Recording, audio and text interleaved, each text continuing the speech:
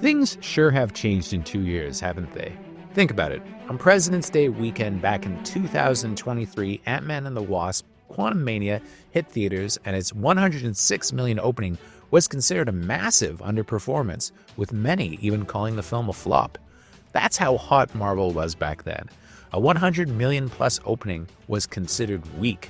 However, the bar was lowered a lot by the Marvels, while several big-budget Disney Plus series further weakened the brand, and now Captain America: Brave New World seems to be opening with perhaps the least fanfare ever for a movie in the MCU.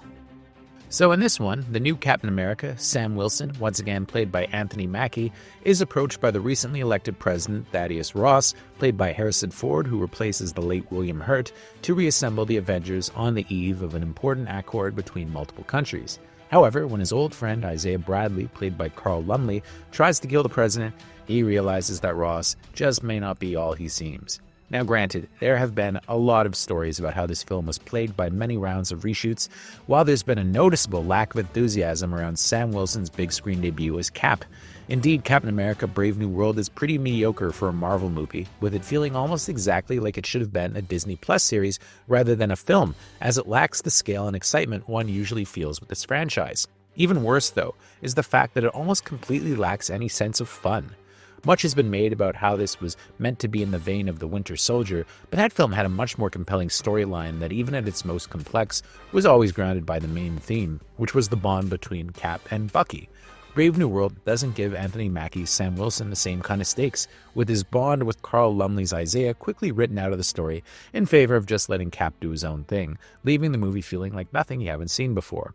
One can't really blame Anthony Mackie, with Sam Wilson lacking the kind of epic build-up that Steve Rogers got with his feuds, displacement in time, lost loves, and more.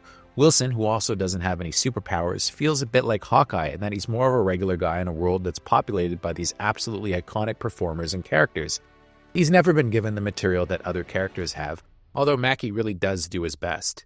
He fares well in his scenes opposite Harrison Ford as Thaddeus Ross, as their antagonism and grudging respect for each other actually kind of works. Still, when Sam is paired with a woefully underdeveloped new Falcon, played by Danny Ramirez, the film starts to feel an awful lot like TV.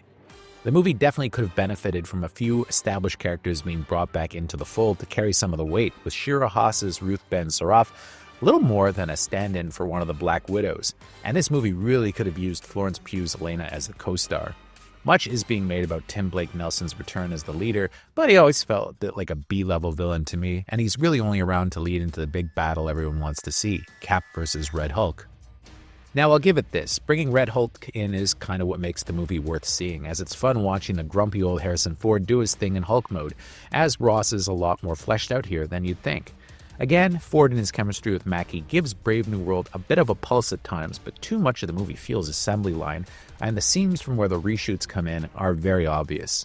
My biggest gripe is that for all the comparisons to The Winter Soldier, the action is really weak, with virtually none of the action scenes any better than what you'd see on a Disney Plus show, as really no Marvel director since the Russo brothers have had as good of a handle on superhero carnage as they had. One can't blame Julius Ona, as like the Marvel's Nia DaCosta, I'm sure his control over the final product was pretty limited. Brave New World is definitely proof that Marvel needs to shake up the formula, as years of Marvel shows on Disney Plus and too many uninspired films have simply diluted the brand. While not a disaster, Brave New World really does feel like more of a chore to sit through than it should be.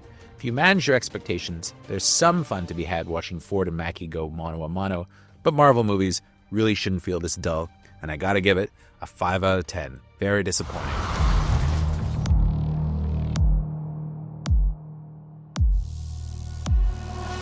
Thank you for clicking on our video, everybody. If you like what you saw here, please make sure you like the video and subscribe and share with your friends who like this sort of content.